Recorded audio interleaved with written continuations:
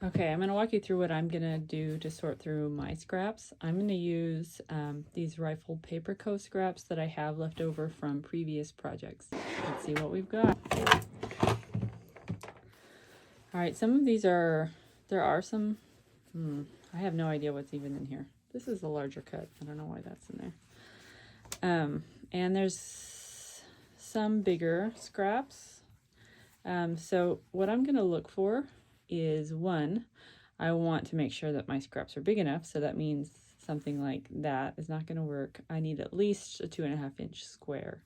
And all of the pieces I need to be at least 2.5 inches wide. I don't need some longer and some shorter. So obviously, like, I could cut longer pieces out of something like that.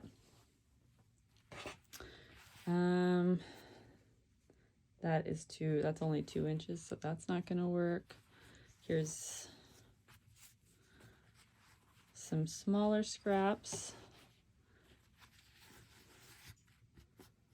I'm going to set those aside.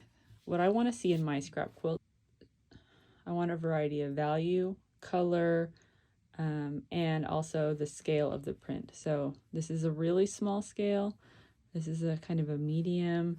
There's some larger scale. I have a bigger piece of this. This is left over from a backing fabric. It's a really big piece. And I also want just variety of prints. So I have a lot of this fabric, but I wouldn't want to just cut it all up and use all of it, because then this would be most of my quilt. So I want to use as many different fabrics as I can. I think that helps a lot with the scrap quilt. So I've got quite a few of these smaller pieces.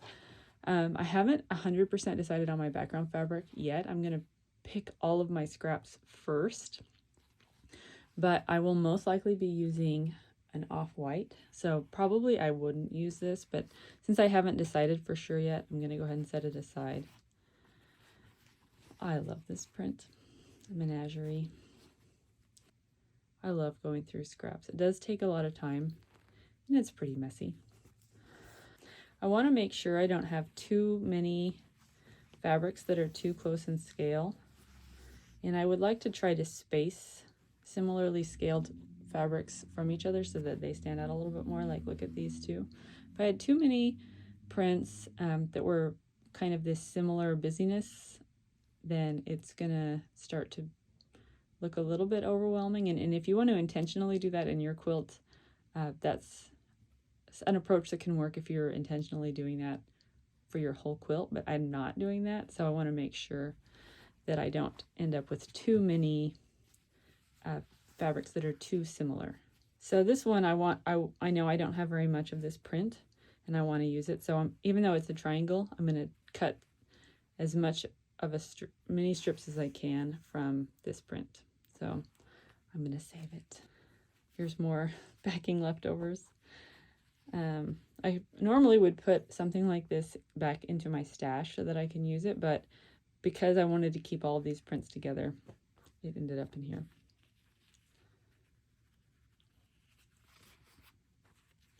More triangles, more smaller pieces, more backing leftovers, a lot of that. Oh, I've got quite a bit of this. Oh, these are longer though, so we'll put that here. Some smaller pieces. Oh, this is a fun one. I love this Menagerie collection, so definitely going to cut some out of that.